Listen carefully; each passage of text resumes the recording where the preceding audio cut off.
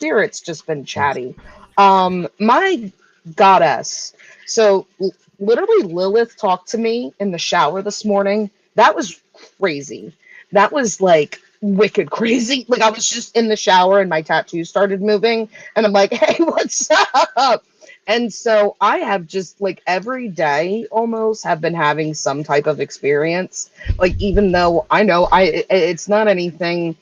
I used to react to these things like typically like with fear or with anxiety or reserve, but now like being 7 years into my witchcraft journey and funny enough just finishing that book and spending more time with witches, I'm just like I treat spirit interaction just like I treat human interaction now. I'm like, hey, what's up? What's good? But yeah, it's just been before Yule is coming up, man, and the veil has been thin since 1996. As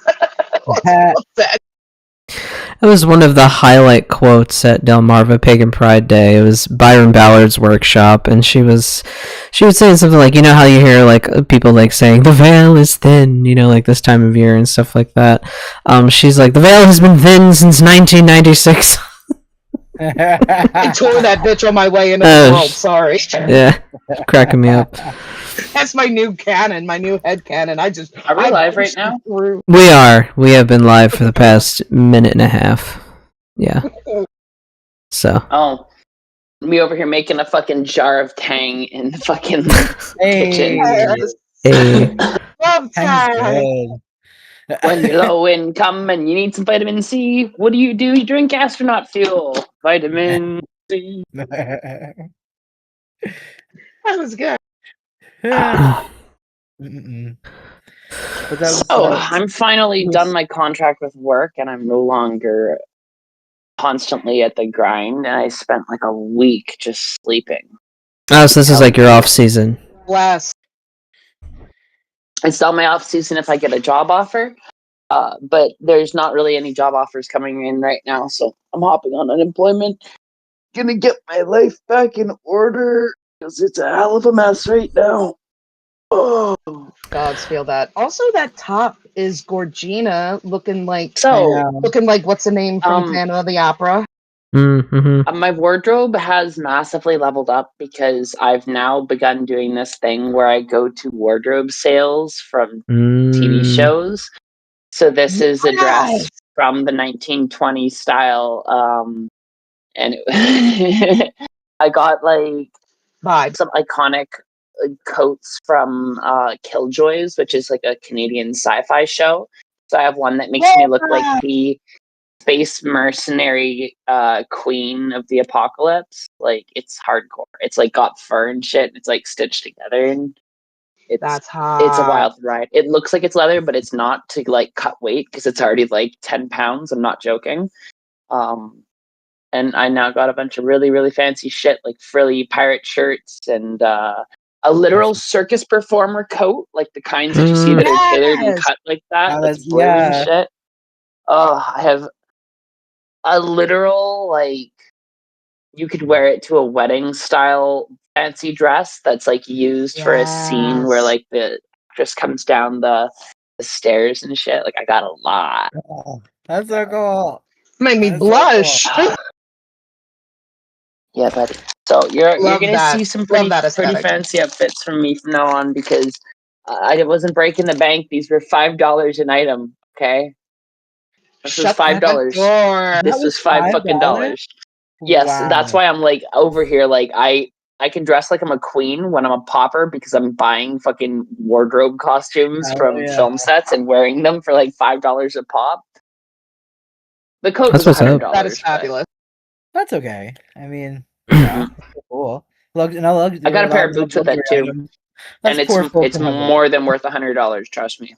Yeah, I'm sure. So. I did want to ask Rue and Jay though.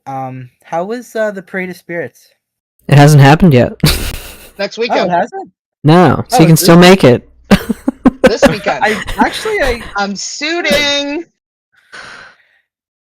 So for anyone who's not familiar, the Parade of Spirits is I think it's been running for almost the same amount of years that Philly Pagan Pride has been running. It's coming up on its 12th or 13th year.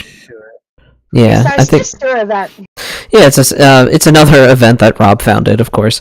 But so the Parade of Spirits, like, is the sort of, it's like our Krampus parade, however you're pronouncing that, whether you're going the Krampus pronunciation or Krampus. It's essentially that, you know, we dress up spooky, we ring bells, and we do noisemakers, and we you know, take the wild hunt basically around Northern Liberty's neighborhood in Philly, and it's a lot of fun. And there's a lot of different cities around. I've noticed, especially here in the States, Krampus nights or festivals, parades, all kinds of things. They're getting more and more popular. So that lore, like, we're still obsessed with Santa over here. Don't get me wrong. You know, we love our Santa Claus, but definitely the darker, spookier sides of Christmas and the Yuletide time are definitely being embraced more and more here. So the Parade of Spirits is something that we do here in Philly, and I think we've been going for the past at least 5 years. Yeah. It's the 14th year. Yeah. Oh yeah, so it has been running at the exact. So he did found it in the exact same year, because this is our 14th year. Philly Pagan Pride. That's yep. why it's our sister event. Yep. Yeah, I'm excited. Sorry. It's fine, but yeah, the Parade of Spirits hasn't happened yet, Scott. So if you want to come, it's the 13th. So it's this Saturday. No, last weekend. Last weekend was Yule Bazaar, but also Parade of Spirits. I will be premiering. I have renamed the fursuit, people. I have renamed him. Oh, my brother's watching. Hi, baby. I have renamed the fursuit, and I'm very, very, very, very excited to introduce Laguna Sage to everyone at Parade of Spirits next Saturday, because I will be in basically what is considered full suit. I will have my head, I'll have my tail, I have a cloak, I have a cane. I can't wait. Jay is going to be Belschnickel, and we're going to be riddling the children, and we're just going to have a great time. I know you're saying full suit, but my brain broke. Internet brain hears fursuit every time. Oh no, that's what I mean. Yeah, it's a full. Oh, okay. Suit. Yeah, I have a head now and a tail. What I was gonna say is, one thing I've found that's kind of like really been helpful to me recently is not really. I notice a lot of witches are like a little kitschy over like buying stuff that other people have made. They're usually like, but I want to make it, right? Like, real talk, sometimes getting a premium product by somebody else who actually like really knows their shit is really nice. Like, I got this cauldron candle to Hecate, and I'm not going to say too much about it, but it's like a devotional candle, and it like, you can just tell the quality is different, the way like that there's like imagery in the burn patterns of like what happens, and there's like a little amulet that like sinks into the wax slowly and like gets lost in it that you get at the end, and you get like an iron cauldron as well. It's like a ritual dedication to her, which is really fucking cool, and I've like really been using it to get back more into like my craft and like reset my altar space because of it, you know? And it's funny because when you're in a bit of a slump, sometimes you need just a little bit of an oomph from somebody else who's also a practitioner to get you back on your craft and shit, right? Because God knows when we're burnt out, it's easy to like not think with your witch brain anymore and to only think with the conventional brain. And sometimes maybe you need a gree bag. Sometimes you need to just go to a ritual with friends who are like on their shit at the moment and get recentered back into it, you know? But like, it's okay to be burnt out and a little bit disconnected and need that little extra jolt to reconnect you back in. And I've been finding it really, really helps. And like, just lighting it this like last night and then this morning, I've already cleared and reset my entire like actual one altar space and dedicated that just to being my witchcraft altar and nothing else. Because I have like 3 altars, 3.5, because like I treat my makeup table as one as well, right? And some of them kind of get a little messy, but like this one, I'm much more focusing on like giving it like the libations and like putting statues and like lighting candles on it. So like, I'm telling you, just a little bit of oomph from somebody and the the effort that she put into that, and you can tell because it's got like herbs and like the crystals and shit, and it's like all right, you know, and it just brought me back into it so hard, and I'm like very thankful that like there are practitioners out there who do that, and that's why I'm like also happy about like the Witches Betwixt store, right? Because when y'all are in your moments where you can make stuff that helps other people, that's gonna like lift them up too, right? And it's this cycle of like, in a choir, nobody sings forever, right? You have to be able to take a break and take a breath. And that's the point of having a choir, is to lift you up so that many voices make it so that one note is always heard, regardless of how many are singing or catching their breath. And that is what community looks like, right? Whether you're going to those like big refresher circles with people, or you're having those big community events, or you're like purchasing something from somebody in your local community who really knows their shit, that really gets you just like back and centered. That's what community connection looks like. And let's be real, don't feel bad about it. People have been going to their highly practiced local witch since the dawn of fucking witchcraft, including other witches. You do not need to feel bad or feel like you're special, because you don't. Mhm. Just getting off my soapbox now. Yeah, you can't expect yourself to sustain, especially because of the world in which we live. And also, I can't even say like our ancient world was any better or worse, right? You know. Sorry, I'm trying to be mindful of how loud I actually am. Normally, no one can fucking hear me. And now I'm too loud. I was just going to say you're coming around really loud. I think it's just adjust your mic volume. I used to have to bump the gain up to 7 points. Now I just dropped it down 2, but I don't know, we'll see. No, you sound good. And it was just I just opened the chat. I didn't even realize that he was talking in the chat. He messaged me on Signal. So now I got the chat going. I hope there was no there was no reverb. We're good. I had to mute my phone real quick. I'm like, ah, shit, reverb. But you should be good now. my lovely sibling Liam, being our tech wizard from the other side, all the way over from Jersey. Also, can I just say, can we normalize using like cauldrons for candles? Like, I can't tell you how often I am upset or worried with like a typical votive candle that it might crack, or that the glass might get too hot. At no point am I worried that this little cauldron here with its iron feet separating it from the surface it's on is going to get too hot from burning fucking 3 candle heads in it.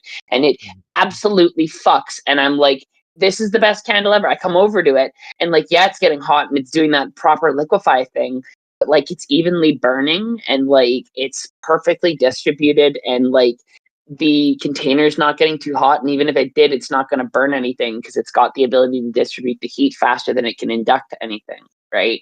So it's like, that's what's up. Let's normalize fucking cauldron candles, y'all. This is banging. I've always wondered if the candles inside of like the cast iron cauldrons, if they evenly distribute, because I tend to not use them because I have so many cauldrons. I don't want to get like another mini cauldron with a candle in it. But I always all my figured cauldrons. that they would No, I'm just thinking of like hanging little mini cauldrons from your finger. Me and my cauldrons, you know. Scott, confess right now. How many cauldrons do you have in your bedroom with you right now? No! I have the one on my altar. Oh wait, there's the too many ones that are under my TV stand. There's the one on my altar. There's the one over there. There's the one over here. So 1, 2, 3, 4, 5.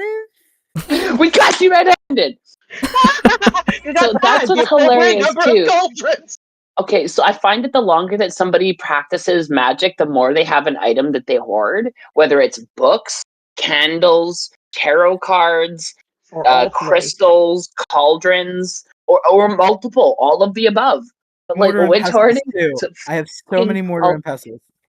What I get a lot of is random synchronicity items that I keep that are either like gifts, because gifts have power to me, and I always like to keep them and implement them into my working, because it's the care of another person given to you, and it's a very deep protective thing for gifts to be exchanged from people and to use them in protective working, because it's your care and love from other people mutually protecting each other. It's a really strong shit. don't pass up the power and gifts and keeping them and treasuring them. But where's I going with that? Keeping gifts. No, but real quick, I was like, everybody's talking about couches and candles. Let me give a humongous shout out to Trinity of Trinity's Magical Intentions.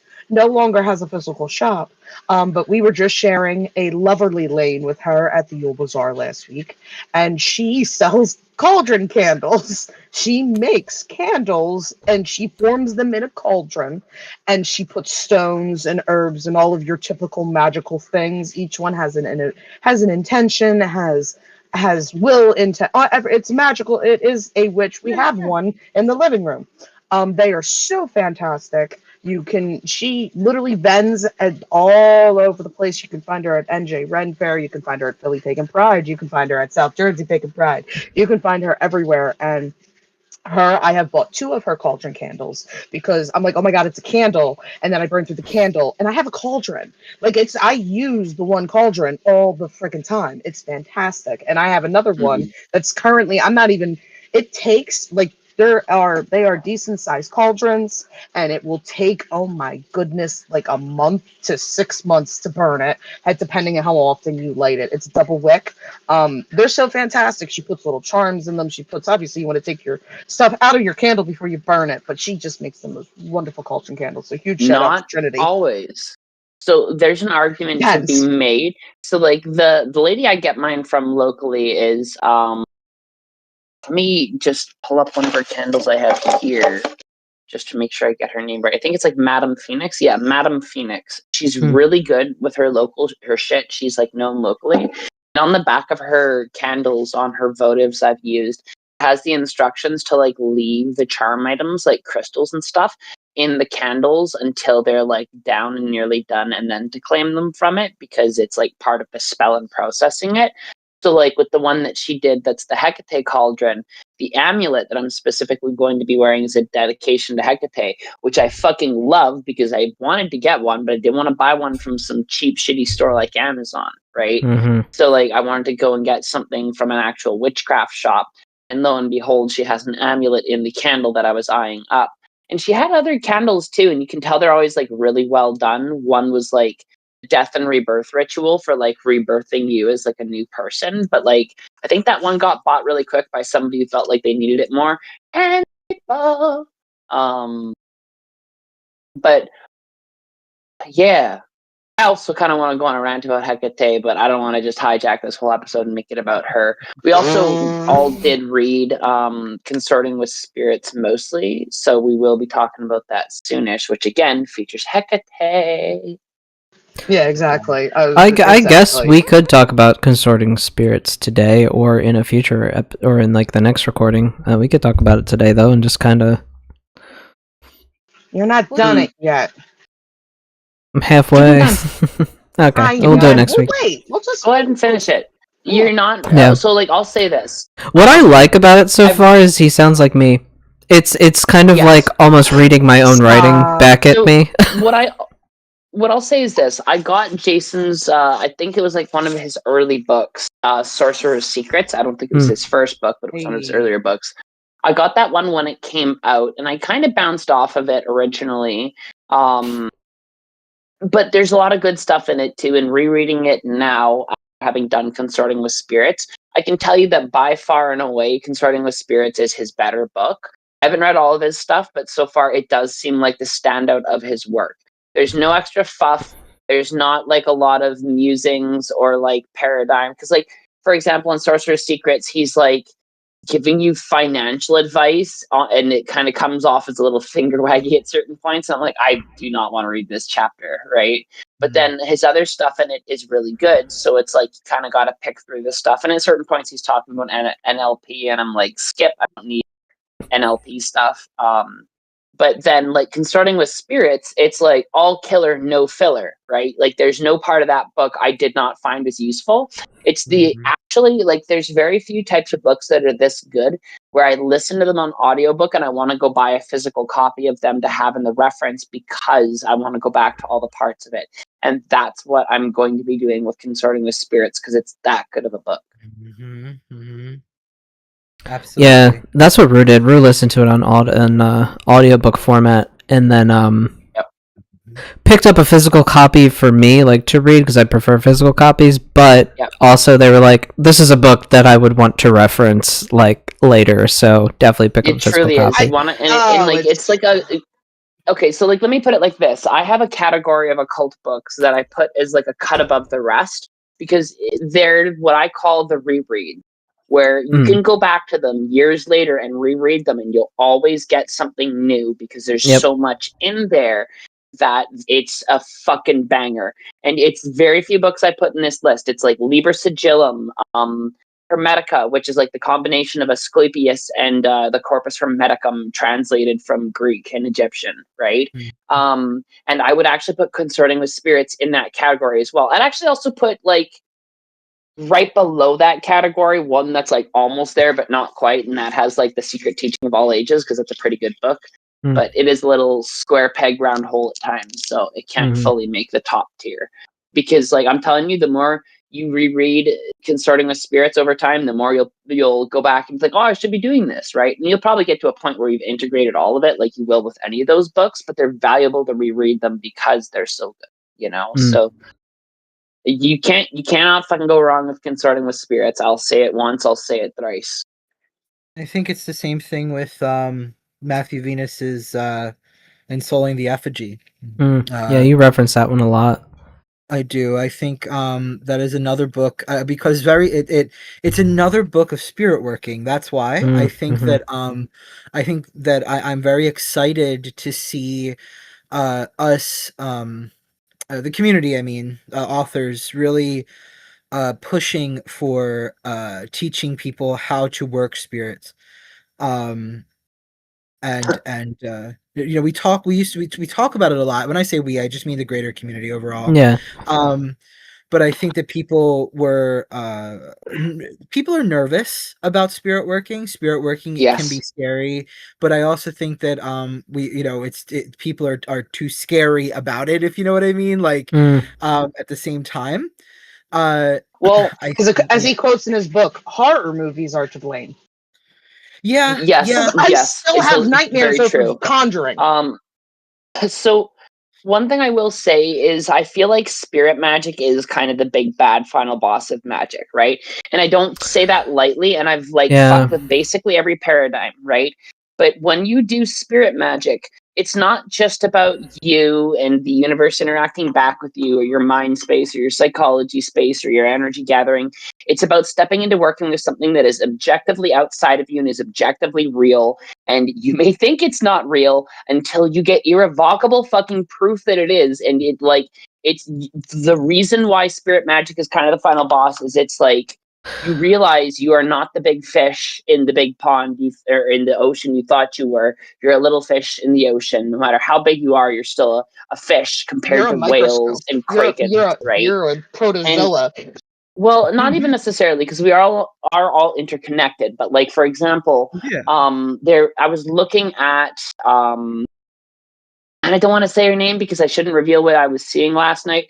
But I was looking at a goddess I work with, and I was seeing parts of her true nature, and it's like fucking incomprehensible to try to describe it because of how much space she like actually physically occupies and where all of her domain actually rests at, and how like it's like almost like a permeating field of essence rather than just like this single point form of something sitting on a throne like they think it is. Like, we've really contextualized these things and anthropomorphized them into like human forms that we can relate with them, but the forms that they bear naturally may not actually occur like that. And for all we know, we call them gods and spirits, but what they are is far more twisted and weird. And I feel like it's an easy thing to call them gods and spirits because we don't fully understand what they are, but they exist similar to how we do, but on a different playing field. And it's just something else. Yeah. Exactly. I want to give a shout out, Chris. We have two now. Not only do we have Liam, we have Chris in the chat watching the stream. And they were saying on nightmares from books and movies, I absolutely refuse to read Stephen King after dark. Nope. And I'm like, hello. Right. Started reading Stephen King at 9, and why do you think I'm the person I am today? I think right. I think too. Like even recently, we have the new movie coming out called the Witchboard. It's a remake of an older horror movie, a cult, kind of a cult classic. Called the Witchboard. I haven't heard about that it has, one.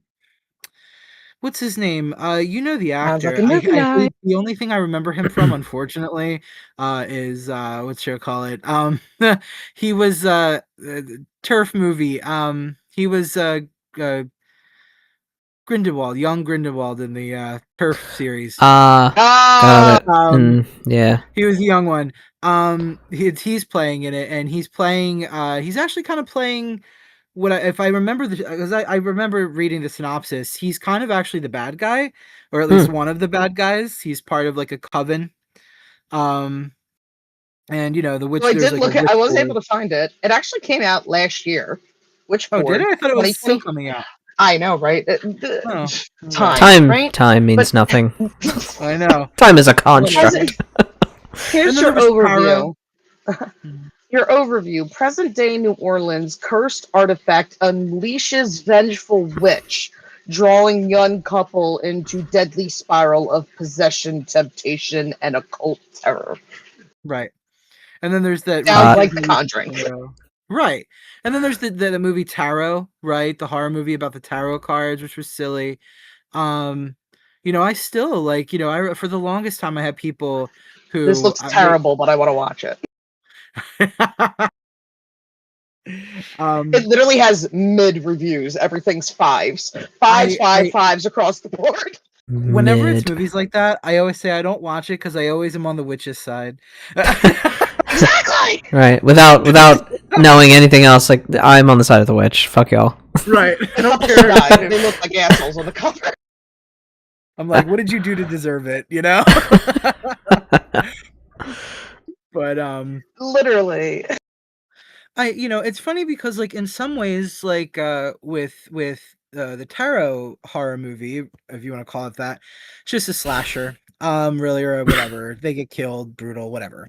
But I do like that they have some sense that there is an archetypal presence within the cards, right? That there is something, I don't know how you want to say it, conscious or in other ways, something that, spirit, sort of embedded in the image and the imagery and the concepts of each card, something that you can work with. But I think people still get scared of like Sophia said, that necromancy is still one of the most fearful arts, but and necromancy sometimes is just literally like contacting your ancestor spirits to ask them questions or whatever. I was just gonna say ancestor work is necromancy. Exactly. And they're like, why are you afraid of your family? It reminds me of this silly story that this lady was telling. I actually shared it on my Instagram a while ago, and she was saying how she's always been into like weird stuff, and she found her grandmother's recipes and she made her grandmother's chocolate chip cookies. And when she did that, the day she made them, her daughter was sitting there eating her chocolate chip, and she goes, "The old lady standing behind you would like a chocolate chip cookie." And she goes on to explain that, like, she looks behind her. Now, keeping in mind her daughter's little, right? She never met her grandmother. And so she doesn't know who she is, but she just says, the old lady behind you wants a chocolate chip cookie. And of course, she looks behind her. Is there an old lady? Absolutely not. They're home alone. And, she goes on to talk about how she thought it was endearing that her grandmother came back and was engaging with her for cooking her recipes and whatever. And it was a beautiful moment. But when she was saying how when she told her coworkers and some of her family, they were like, "Oh, that's so scary. That's so creepy." And she's like, "Why is it creepy? It's my grandma." Hey guys, that's my grandma. I think the creepy thing is the confirmation that it's real. You know what I mean? Like the confirmation that when you're gone, but you can come back, you can visit, you can, stop by, you can still communicate. There are still, I think that's what it is like the uncomfortableness of that, because like there's a lot of people are kind of like under this concept that once, you die, you're gone. You go wherever you go, it's the I don't want to and know that's complex. Yeah, and Yeah. I'll admit, like, if you sit there and really think about it, right? Like, it's a lot to take in. That idea of, like, oh my gosh, there is something, there's another place over there, and we can interact with this still. Like, that's wild to think about. I think, like Sophia was saying, that I don't want to know complex. That comes also too with what I think anyway. There's a level of responsibility when you come to this realization. There's like because you recognize that the way you there's sort of a how do I put this? I feel as if animism is very logical in the way that, like, you start to recognize admitting that that's a thing, right? Admitting that consciousness and energy and spirit can come back and communicate. You recognize that you maybe should be behaving in a certain way that you're not already, right? There's a responsibility that I think that people want to avoid, a reality that people want to avoid. It's very big and it's looming and it's threatening for multiple reasons, by the way. I think mortality, right? In this particular instance, we have to worry about our mortality, and we all do. We're all concern ourselves in one way or another. But I also think that people they don't really know they don't know the etiquette the way that we do. Huh? My entire screen just blanked and a random light turned up on the top of my tablet, and when the screen went blank, I saw something and I was like, I know we're talking about you, but you don't need to make an appearance on the podcast. Thank you very much. That's so funny. We didn't see any anomalies on the screen, so that's funny. But that's crazy. But yeah, I think that we don't have we don't know the etiquette anymore, or the rules of engagement with spirit. Because we don't have that worldview. Like, overall, right. Like, our animist worldview overall. We're not allowed to have it. Mm-hmm. Right. The thing is, like, it's been deliberately plucked out. Like, if I was, I was listening to a long thing about Hecate last night, and how, I can't remember what the name for it is, but there's a specific type of feast that you're supposed to make to go leave at a three-way crossroads on a new moon and leave without looking back at it. And it's like bread, honey, eggs, fish, and honey cake. And those are like the 5 items that you're supposed to like prepare in a specific way. And there was like a whole decorum around how to like prepare these offerings and leave them. And they had like all these rituals and shrines at like three-way crossroads that would like get taken care of, and like militaries would like perform rituals to honor her, believing that the people who honored her properly would gain her favor in battle. Like, the more you look into how much she was worshipped and practiced, like, it's very clear from what I've seen that she seems to predate the Greek mythos itself, and she was incorporated when like the Greek myths were like written up, because she seems to predate that stuff. And I think she's considered a Titan. Right? Yeah. Yes. So, like, she's one of the forces that come before. And I think that does have to do with how, like, from a writing standpoint, she was already there, you know? Yeah. I don't want to steal any of Rue's thunder, but I have read it too. That Lore Olympus graphic novel series is very good.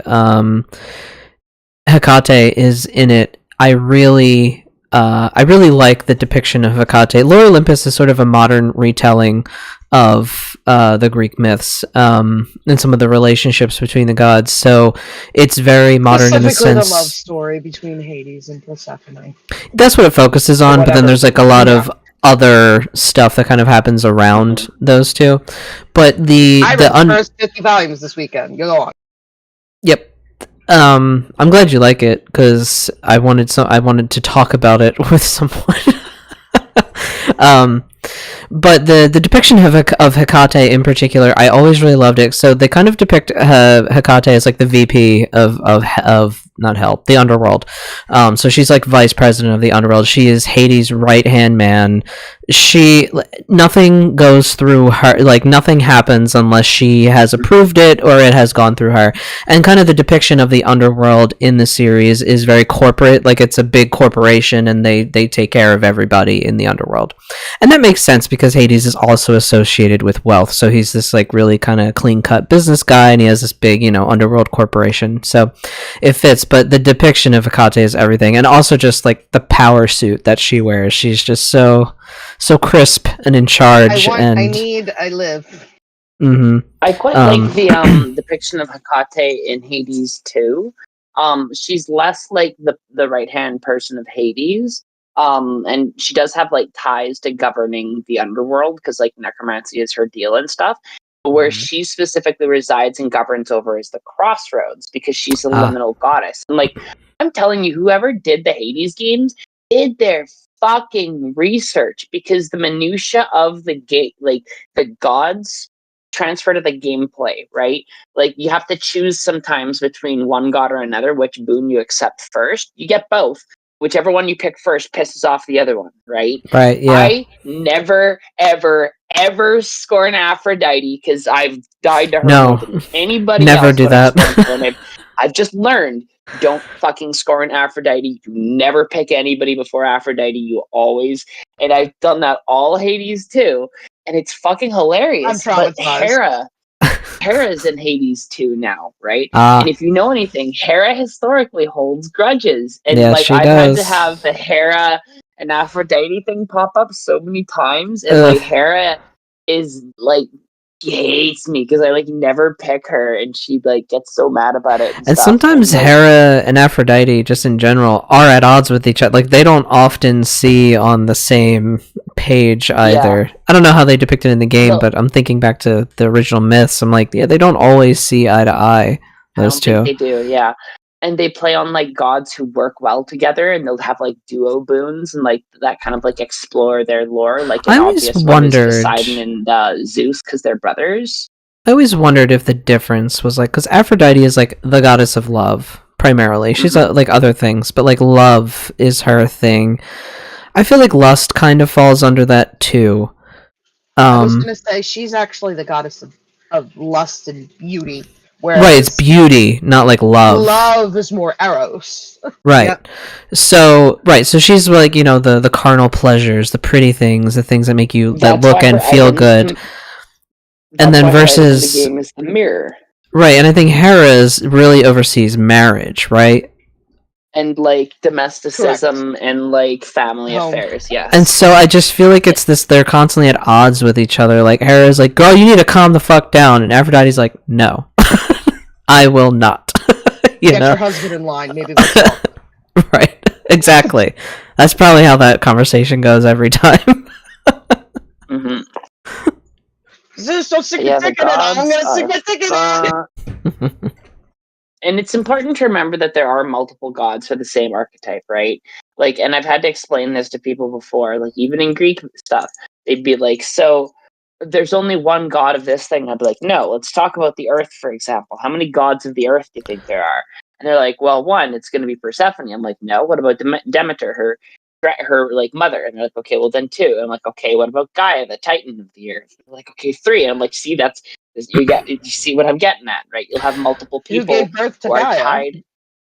Yeah.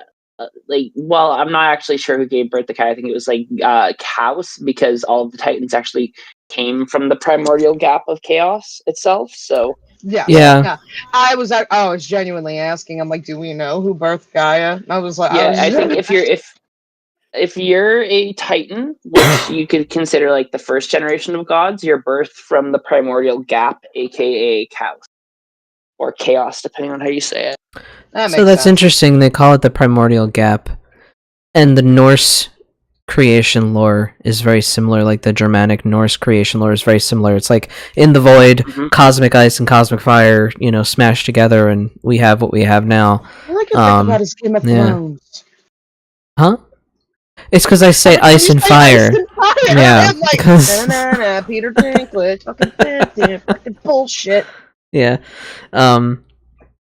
Your favorite people gonna die now, and you're fucking gonna cry now. I feel like I had a thought and then I totally forgot where it went. Boo hiss. Damn. I'm dying Why are you dying? from laughter.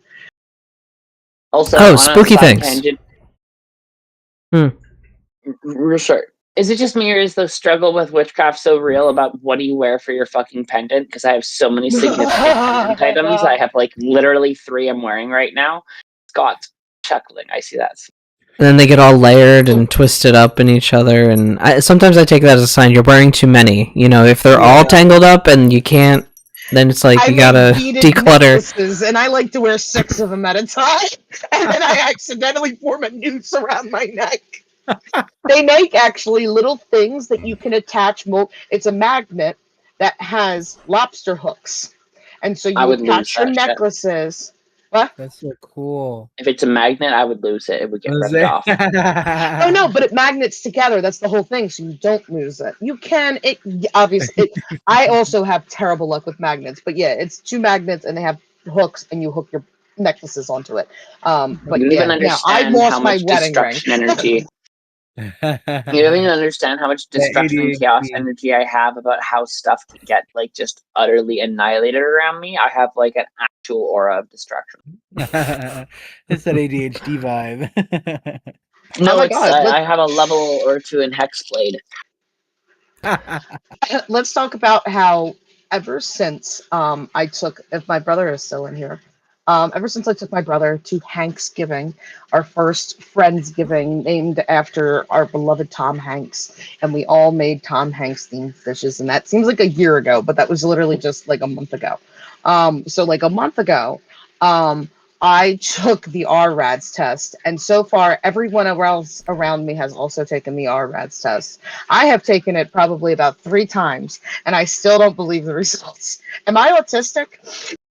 Explain to the people what the test is, for those who don't know. So the test, so RRADS, and there's 3 other diagnostic criteria for being on what is commonly known as the neurodiverse spectrum.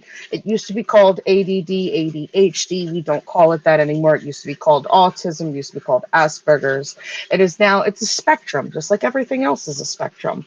On the low end of the spectrum, you have just what's something, an attention deficit of some type. You can't focus your attention for whatever reason.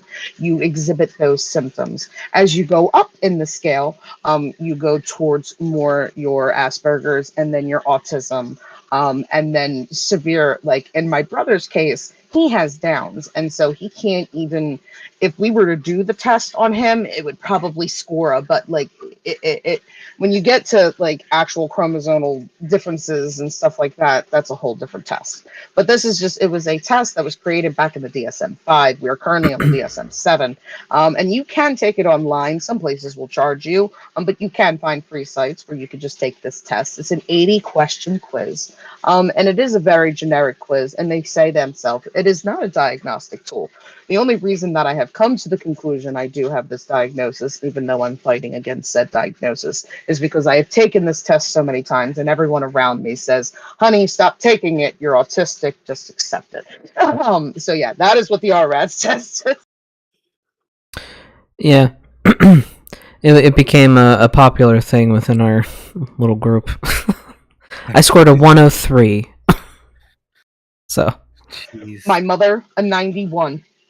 Denise. There's what's the scale up to? Like 200? Excuse me, like 200, I think. Yes, the scale. So how it is based on, there's so many different criteria. There's 4 categories of criteria. And it was funny when I was taking the test the very first time, which happened at the Thanksgiving. I'm like, I've taken this before. What the hell? What do you mean I've taken this before? You've taken this before, dum-dum. And I'd actually taken it already twice before. I had taken it once when I actually went to seek an official diagnosis. And when I didn't know my score back then, because the doctor said, well, you're a woman. You can't have a score that high. And I'm like, well, sir, I'm actually non-binary. And he's like, well, you don't exist. And I'm like, well, I'm going to leave now. And that was that. But then I got confirmation from my mother that she had me tested as a child. She's like, yeah, you had to do this. And when they told me the score, I just said, my child isn't and walked out of the appointment. Yeah, so I scored a 169. Your highest score is a 240.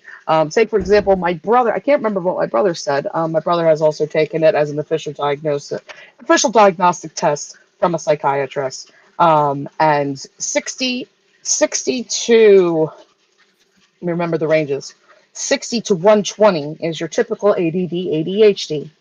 Your 120 to your 160, 150, whatever, is your what they classify as ADHD. You exhibit symptoms of lower spectrum and symptoms of higher spectrum. And anything that is a 160 and above is very heavily autistic. And the fact that I've taken this test so many times and I still can't accept the results just confirms, because we were literally talking about like everyone in the room at that Thanksgiving had taken this test because everyone was on the neurodiverse spectrum.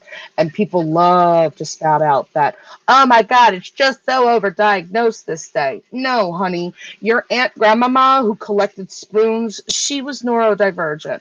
Everyone, it is just a different way of thinking. Literally, the brain is just wired a different way. If you scanned everyone's brain, it would look different. And that's really what it is. But yeah, that's enough for my rant. Good Lord. I just think overall, I think we're understanding that the human brain, not every human brain works exactly the same way as every other human brain. And that's just a fact. And I don't know, I think the whole neurodivergent versus neurotypical, I think that whole argument might just get thrown out the window at some point, like that, even that terminology and language, because what is typical, what is divergent, like everyone's brain works differently, period, end of discussion, no matter where you fall in that spectrum. So, because you can have, two people who have ADHD and they have two completely different coping mechanisms for how to, like, organize their life and keep themselves on track. So, I'm not a psychology major. It is not my area of expertise, but I do think about language and the development. Yeah. Yeah, that's Scott. But I always think about like language and like how our language changes, as we learn more things. Because, we used to call autistic people, fey touched or weird or worse names than that, like just awful things. And now look at us, now we have like a little bit more of we're always so clinical, I guess, like in our modern day, like that's kind of like the approach that we take. And I'd like to see, I don't know, as we progress as a society, maybe like a more holistic sort of thing, less compartmentalized care and more like, let's look at the whole picture, I think it's trying to happen. I agree. I do think that there are some people who really are looking at the whole person when it comes to our care and our wellness. I think but I also think too that like different people have different ideas about what that means. And I think, I don't know, right now we need to learn how to recognize that, nature is queer and we're nature and everything is queer. And hey, now that's radical talk there. But no, I just everything is wanted queer. shout out to my brother. Posted in the chat that, like, he has a 140. So my brother, who was diagnosed as ADHD as a young child, because I was there for the diagnosis, and I was like, and we have Liam, we have Jake, Down syndrome, autism. Severe mental retardation is what they used to call it officially on his paperwork. And so, of course, Liam was going to be special. And then Liam did not receive their autism diagnosis until just recently, within the past couple of years. Also, Chris was saying, my cousin and uncle were out here yesterday using the barn after a successful hunt, and I was helping. My cousin was describing something silently. I was like, and autism doesn't run in our family. Neurodiversity runs rampant no matter how my grandma designs it. Exactly. And it really, really is. I 100%, I know my father is neurodiverse. And I know that it is past patrilineal is what I believe they call it. Most of the time it's the dad that's carrying the gene for that type of diversity. And my dad hates the word diversity. And that just gives me a hearty chuckle. But no, he's been way better. He's not going to family anymore. He's not talking to anyone. His both of my grandparents, his parents, are passed now. And he doesn't care to associate with anyone because of their outright racism, Trumpism, fascism. Like, and this is, as I said, my father, the lifelong Republican. So him and my stepmom Gigi have made humongous strides. But yeah, there's still some people that are just that stuck in their ways. There's people that take that test and only get a 9 or a 10, and they are neurotypical. There is nothing different. Yeah, I would say they're neurotypical. Like, their brains operate like the majority of the brains on Earth operate. But that's all the test is. It's just See, it's weird evaluating. though. Like, to say like, oh, neurotypical means the majority. I don't think it does. I actually like if when we really dig into this, because most of the people I know have a weird quirk, a thing, they stim this, that, a third. And I know there's a lot of overlap, right? Like between, queer circles, pagan circles, all the circles that we're in. But I don't know. I just think overall we're just going to discover, oh my God, and you function this way, and you function that way. Well, how about that? I actually agree, Jay. Exactly. I think that we're gonna finally recognize it. I mean, it reminds it reminds me a little bit too of a recent argument came back up on Witch Talk about who can and can't be witches, and then it devolved into like gender essentialism, and and it kind of became really like cis people arguing about like what cis groups can be witches, and then Can I like just queer say I'm people so like glad I'm me, not on the only witch talk I associate with is Beck and Amy. And that is right? and That's you, better. obviously. But like the witches I literally know in real life. I will not Yeah, add a witch that I don't know. I will I stay in my yeah. stoner queer TikTok. Thank you very much. I follow like I try to keep up with like Nevermore Aries and Thumper Forge and stuff like that. Me and Thumper actually like we're cool though. Like Thumper and I like like Thumper's cool. He's a nice guy. We don't know each other well, but he's really nice. And what you call it? But like and I had to come in and I was like I was like, even witchcraft is queer. And when I say that, I mean like I'm trying to get at the point that like the It's wibbly spirit of it wobbly. is right, like the spirit of witchcraft is queer. And I'm not saying that queer people own witchcraft. What I'm saying is that witchcraft takes your binaries and like Shakes them chucks up. it out a window, Yeah. right? Like it doesn't care Smashes them about, into tiny pieces. right, right. Nature is queer, so therefore witchcraft is queer. It's I also have like a point to make in this regard. Yes. Go ahead, Jay. I was gonna say just something as simple as when you start to use, you can't when it comes to the occult or religion or whatever, spirituality in general, and the overlap of these things, the gender of things, quote unquote, do not get caught up on them. Because just for example, like in Wicca, traditionally, usually the moon is feminine. It is a female energy, and the sun is a masculine or male energy, typically. In the practice of heathenry that I'm now following, so this is me coming from Wicca forever ago, and then now following heathenry, it's flipped. The moon is considered more of a masculine entity, and the sun is considered more of a feminine entity. And honestly, if you really start to dig all that down, it really doesn't mean anything. You know what I mean? But like, it's just that idea. They don't have gender, right? But like, the moon doesn't have a gender. The sun doesn't have a gender. Like the moon doesn't have a sex. The sun doesn't have a sex. It is the sun. It is the moon. It's all about the sort of mythos, the imagery, all these things that you're putting behind it, kind of thing. So that's my little soapbox there. Beautifully said. So the thing I was going to say, and I know I've harped about this on the podcast a little bit before, but I want to reiterate it.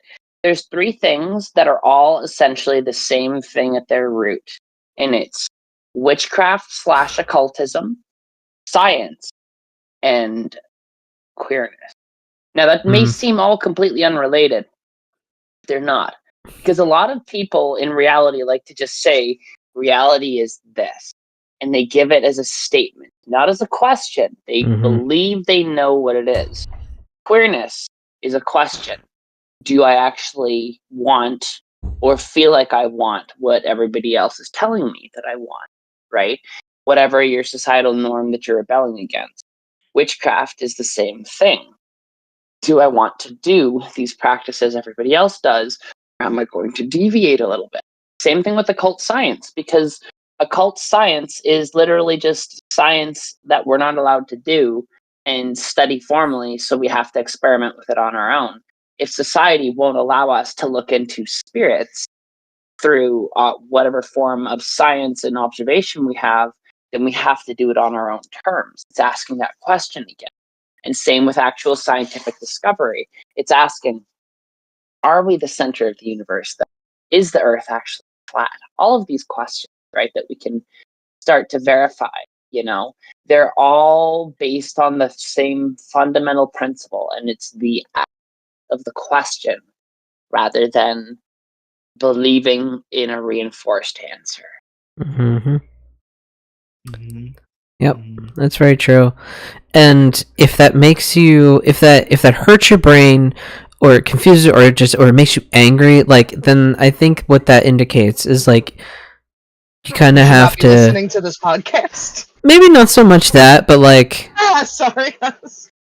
Deeper reflection is kind of needed. Like, continue your occult studies, please. Do not drop out at this point. If that frustrates you, keep going, kind of thing. Because it's only going to be that much more rewarding once you get to the other side of it. It's funny. I was trying to make a post on about how witchcraft is queer, and I managed to create a really nice little thing about it and post it, but then I took it down because I didn't want to start a fight. Do you still have it? No, I got rid of it. I could write it again, though.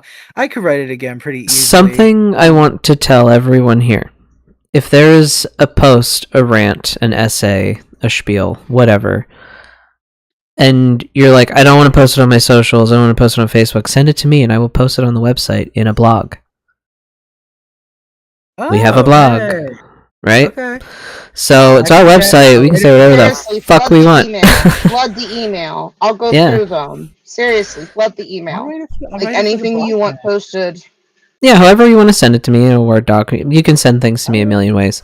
But seriously, for both of you, if there's just anything that you just were like, hey, I just throw this in the blog, because I'm trying to get more stuff on the website. I'm really going through a revitalization period with the shop, the business, the podcast. Yeah. So yes, send me your stuff to put up there, because that would have been a great, I think our audience, Scott, are looking for your take on that. People that are looking for this podcast are looking for something like that. So if you ever were inspired to kind of rewrite it, send it to me. I actually tried rewriting it on my Tumblr, but Tumblr died. It died again.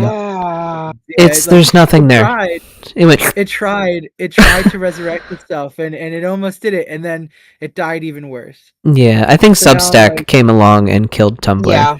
I think that's what happened. Sad. Substack I like Substack, but it's paid, and that's the thing. Substack, you can't Substack can't compare.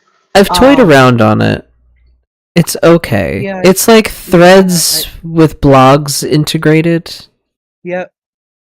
Yeah, I saw. I'm not a big fan. I mean, I like to read it. I like to read Substacks because there's really cool people with them. But I can't see myself posting to that, posting in there and engaging. But Scott, if you have the blogging itch, I will literally give you a login for the website, and you can just post or just send it to me, however you want to do it. But whatever.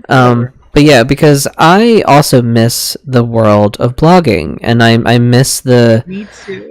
The connections that we were making on Tumblr. I don't miss all of the connections we made on Tumblr. Some of the connections we made I personally will say I miss That's a most. sound I miss clip. most of my connections. Huh? There's a lot of them there that I did enjoy. Yeah. But shit. I lost my train of thought. Whatever, it's fine. As you can tell, we have all lost our train of thought at some point in this episode. Life is lifing so hard. This episode should be titled Chisms. No, I guess a little bit on the subject, like, I guess circling back to, like, I don't know, the neurodivergent spectrum. So, like, I know I definitely fall somewhere in that ADHD kind of range, and it's only gotten worse as I get older, and I'm really trying to get a fucking grip on it, because that is why I am behind on editing. That is why I can't get my fucking life to like, the only thing that I am able to do is my day job and, like, clean my house. And that is, like, where I'm functioning at. Keep this meat body alive. Right, and yeah. And then, am I doing that? Well, yeah, some days I'm forgetting medication certain days, but it's fine, So, like, I'm a little bit of a mess, and it, honestly, I've seen a theme kind of on Facebook. It seems like a lot of people are going through that, but I also have, like, that seasonal shit, too. But I think for me is, like, It's dark at 4:30. it's the shame spiral that kills me. Because I'm like, well, if I can't even, if I can only keep up with my job and, like, my house, like, well, I should just shut the rest of this shit down. Like, why even try? Yeah. And it's an overwhelm kind of thing. So I had these 5 days off, right? I was going to, like, change my life in 5 days. Yeah, I did not change my life in 5 days. No. Because, like, the one day I was like, I did some laundry, and then I was like, I'm in the couch for, like, 4 hours now, and I'm kind of beating myself up because I used to never be that person. I used to be very, like, go, but I think what I'm feeling is burnout. I think I'm feeling burnout and overwhelmed because I've just been keeping at that pace for so long, and I'm like, fuck that laundry, I don't give a fuck about that laundry. But then it gets to the point where I'm like, I have no underwear. Damn it. You're like, god damn it. So, like, I'm really been fighting with myself with this, like, the anxiety shame spiral and the executive dysfunction, and I'm like, and so I guess it's like, for me, I don't know where to call in the cavalry. Like, where's the cavalry? You know what I mean? Is the cavalry the gods? Is the cavalry, like, do I finally who can help you out? Honestly. Yeah. But, like, don't feel bad, Jay. I get so bad that when I don't have laundry sometimes, and if I'm working, I will buy more laundry. Like, if I don't have more socks, I'll buy more socks. If I don't have more I try not to. underwear, That's the thing. I have a hoarding problem. I can't do that. I don't quite have a hoarding problem, but I'm getting close to it with how much wardrobe I've acquired. Yeah. Because, like, I keep getting cheap stuff and free stuff, and now I don't blame you. my wardrobe has nowhere to put it. Yeah, I don't blame you. Like, if you can get stuff cheap, I can wear. You grab that shit. Well, like, also, I'm a true shapeshifter, right? Yeah. Like, you notice no matter what I put on, it looks like it was made for me. Whether it's, like, a fur coat, or, like, the 1920s dress, or the PVC looks and the goth shit I do. Whatever I wear looks good on me. I can make any style work, truly. Yeah, and, like, having that shapeshifter vibe. Sorry, go ahead. No, I was saying you are really good at that. I was just saying you are really good at, like, whatever you like. It looks like every style you wear looks like your style. I've noticed that. Yep. And I made a comment last night to my friends. It's almost like meeting me and getting to know me is knowing I'm constantly in the middle of an identity crisis and always shifting. And it's like, that's like the shapeshifter energy right there.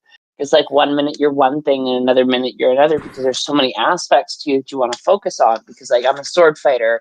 I'm a witch. I'm a friend. I'm a film worker. I'm a girl trying to date and find love, trans girl at that. I'm all kinds of different things, and I have to wear many different hats and be in many different communities and walk in many different worlds, right? And it's tiring, but it's like, who am I to turn down my life's calling? Because like I've really started to see a lot of synchronicities and how they all line up, and how like I really am somebody who's liminal like that. Like I walk through all of these individual spaces, but I don't belong to any of them, you know? And I don't belong to any community. I feel right now that like I don't belong to any community yet. Like that can happen, but I'm always like flipping between who's closer to me, simply because like it's complicated and there's varying degrees, and it's not like you're picking up different identities to wear them, to put them down, to discard them, but it's like you're exploring different The aspects of masks yourself, we wear. because it's not a mask though, is what I'm saying, is it's all just a different aspect. So why it works so well for me is I'm not like doing just anything. Like there's a lot of items I reject and I wouldn't pick, and a lot of styles that just aren't for me, because I know that's not a style rock, right? But I know what my vibe is and what looks good on me and how to pull certain things off, and I can do those things. So therefore people assume that that's my default state, when my default state isn't even this. Like I don't know if I'm going to keep up with bleaching my hair. I was thinking about it last night when I was tripping. I was like, I should probably stop bleaching my hair, because it reinforces those structures and those systems that are oppressive and like lead to so much shit. And it's just little things as simple as bleaching your hair or using Amazon unnecessarily. I know you're doing that, but like it's a whole thing. It's the tomato of the situation, you know what I mean? Like you're trying to mitigate as much. You want to mitigate the damage, your damage output. You know what I mean? Like life is not an MMO in the sense you don't want to have all this damage, you know, that you're doing to the world around you. But it's also about like where you put your energy, right? So I was thinking about it, and it's like if I'm having this aesthetic where I'm always like blonde and wearing like fair girly shit, like I always will wear like light girly shit. I love that, right? But if I'm always like blonde and looking like this, then people are just going to see me as that and reinforce that that's what's stylish and cool, right? Whereas like if I let my hair be its natural dark color and I like just kind of do whatever I do, I notice the energy is different. Like I was noticing last night that people treated me really different since I went blonde. And while I did really enjoy the acceptance of like being treated like a woman, which I didn't really get as much pre to bleaching my hair, which is why it's so fucking addicting as a trans woman, I don't know if I'm going to keep up with it, because it's like, A, it's expensive, and B, it's not good for you, and B, it's not, or C, it's not like good for the environment. And it like, again, it keeps up that false beauty standard, right? Because then you're taking pics and then you're putting on Instagram. And then like, if you're pretty or what have you, you're building up this image of like, ooh, look, this is what you should look like. And you're reinforcing that status quo, right? The real villainy of this system that we live under is the fact that it co-opts you into becoming the mechanism by which it drives itself, because it doesn't have any functional limbs of itself. So its sorcery is that it ensnares people and gets them to be the things that drive its machinations, right? And that's how, you know, you might think that you're just like getting property to have some extra income, and you're not really a landlord, you just own a unit. Like, yeah, real talk, that's part of the same thing, right? Like I have a lot of things I won't do in society to debase myself spiritually by taking advantage of other people. I will literally clean trash for a living. When I work in film, I'm the trash lady. I take out the garbage, I pick up the shit off the ground, I put cones on danger, I put heaters up, I put lights up so people can see, I put tents over gear, I plan out certain shit because I'm getting a lot more involved in my job. I'm like getting closer to an ALM level. I like get involved in planning more now. I like read a lot of the shit that's going on. But I still take out the fucking garbage and send the garbage picks to the guy every night and gather every single bag and put it in the pile at the end of the night. I'm your fucking garbage lady. Like anyway I cut it, right? Mm-hmm. So it's this like weird dichotomy where like, yeah, I do have this stuff where it'll have me like prestige to like have worked on this show. Like I do take a lot of garbage out, and I don't get weird about that. I have to like move around these muddy mats too. Like it's called track mat. It's huge pieces of plastic that's like 6 feet long by like 4 feet wide, so that like stuff can put on it and it doesn't like damage the ground as much. You have to carry and drag one of those by yourself very often in like muddy situations so that like people can walk somewhere or like a vehicle can go somewhere. And it's brutal and it sucks. Like I'm just saying, I do like fucking tough salt of the earth work that doesn't incur any like karmic debt, because I'm not out here like taking advantage of people or like robbing children of the ability to eat so that my 401k not 401k, so that my bank account can get higher like some rich people do, you know, like it's crazy. And how you go about participating in this system empowers it. And I discovered the goddess, and yes, it's a goddess, who runs the system we live in's name last night. Avarice. Avarice? And she wears a silver dress that looks exactly like the skyline, all the skyscrapers in the city lit up at once. She stares out her window off her balcony down at all the people below her and thinks about how she's better than everyone and how she deserves the world because she's the queen. And she possesses the hearts of so many people and drives them to have this like insatiable lust for greed. I like that, actually. Yeah.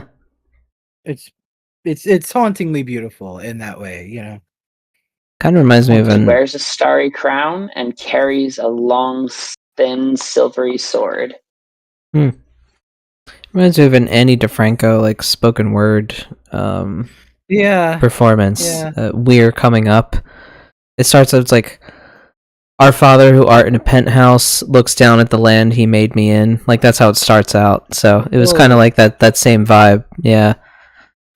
She carries a sword and a pen because she'll conquer by force or by legislation, however she needs. Interesting that it's a female entity. That's so interesting. Because you would think, like, with all of the misogyny, like, driving everything in our society, it would be this, like, you know, gross. The energy of it, though, like, aristocracy and power and, like, sickness knows no gender. Like, look at Taylor Swift, right? Oh, yeah. The emblem, poster child of our modern society. She's an aging millennial who won at the game of capitalism by exploiting systems and lying about her like, background and claiming she's disadvantaged and coming from, like, a tree farm, which was not true, and saying her family didn't have much money, which was not true, because they uprooted where they fucking lived because their daughter wanted to sing country music. Like, that's like you have money, like, type shit, right? Anyways, she's like exploited this system and got crazy money and has done nothing to do any better for the world. All she does is like worsen her carbon footprint and like worsen her quality of music and like writes a couple. She gets more greedy and like chases her second billion. Like, yeah, and then like writes a couple charity checks, calls it a day. She's gotten so sick, right? And she has like this crisis as she's careening towards 40. And I have this weird relationship with her because I'm the exact same fucking age as her. And she wrote an album that has my goddamn birth year on it, right? So it's like, you fucking bitch. So I'm intimately aware of how old she is at every freaking moment. The fact that she's turning 37 next year, that Swifties don't want to hear that. Sophia about to fight Taylor Swift in a dive bar. Like, a Swiftie almost died. She's like, do not say that to me ever again. I'm like, I swear to God, no. Seriously, man. You and me, honey, we can like go track this bitch down.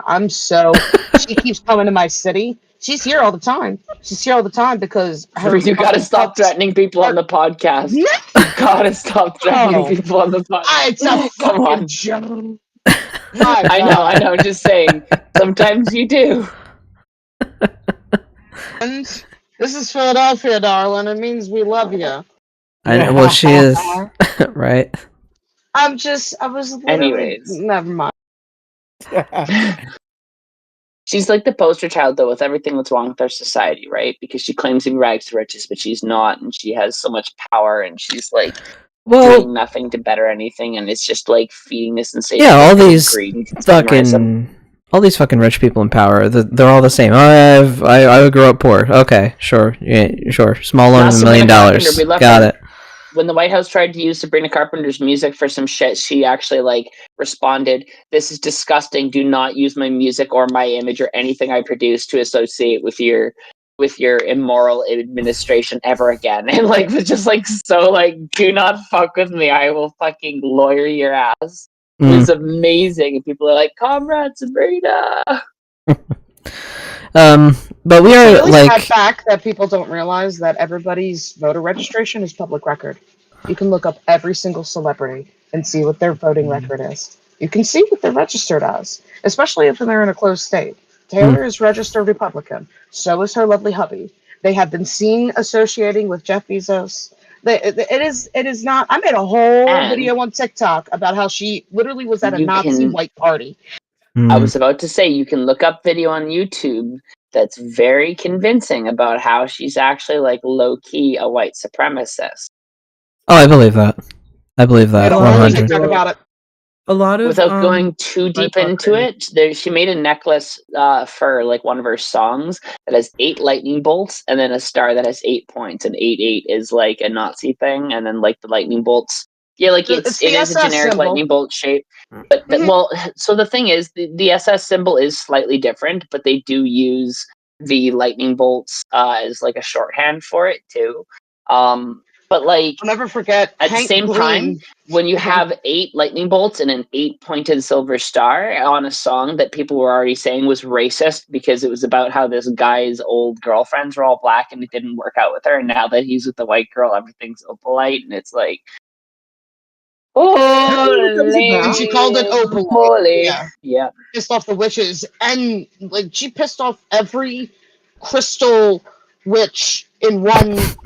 And then she made the fucking silver necklace with the 8-pointed star and the fucking 8 lightning bolts as the merchandise for it. Yeah, everyone's just like, fascism is hot.